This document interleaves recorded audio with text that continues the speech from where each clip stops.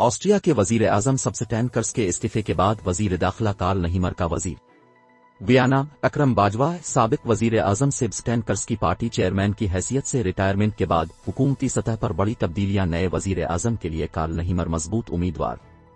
Austria के साबिक वजीर आजम सेबस्टियन कुर्ज की अपनी पार्टी के चेयरमैनशिप से जुमेरात को दस्तबरदारी के बाद तकरीबन 2 माह वजीर आजम रहने वाले अलेक्जेंडर शिलनबर्ग के इस्तीफा के बाद ओवीपी पार्टी का हुकूमती टीम में कोई बड़ा ओहदा बाकी नहीं बचा जिसने इस्तीफा नहीं दिया।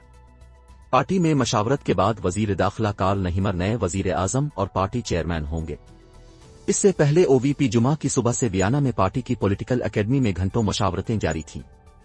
फिरोजी हुकूमत की टीम में बड़े पैमाने पर रद्दोबदल के बारे में पहली मालूमात जुमा की सुबह मंजर आम पर आई। ओवीपी हलकों के मुताबिक वजीर दाखिला के तौर पर नेहमर के जानिशीन लोअर ऑस्ट्रिया के दूसरे सदर गिरहिरुड कार्नर होंगे।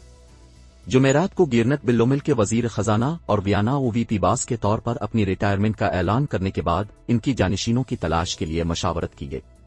मीगन्स बर्नर जो इस वक्त रियासती सेक्रेटरी बराए इंफ्रास्ट्रक्चर हैं, नए वजीर खजाना बनने वाले हैं। ओवीपी वियना में बिल्लोमिल ने कार्ल नेहमर की जगह पार्टी लीडर के तौर पर ली। कलील मुद्दती वजीर आजम शिलिनबर्ग के दोबारा वजीर खारजा बनाए जाने का इम्कान है और वो ख्वाहिशमंद भी है। महकमा के मौजूदा सरबरा माइकल लिनहार्ट की बतौर सफीर वियना वापसी का इम्कान है। वजारत तालीम में भी तब्दीली की गई है, जहां हैंस फेबमेनन ने मुस्ताफी होने की पेशकश की है और गुरेज यूनिवर्सिटी के रेक्टर मार्टिन पोलास्चक अपना ओहदा संभालने वाले हैं।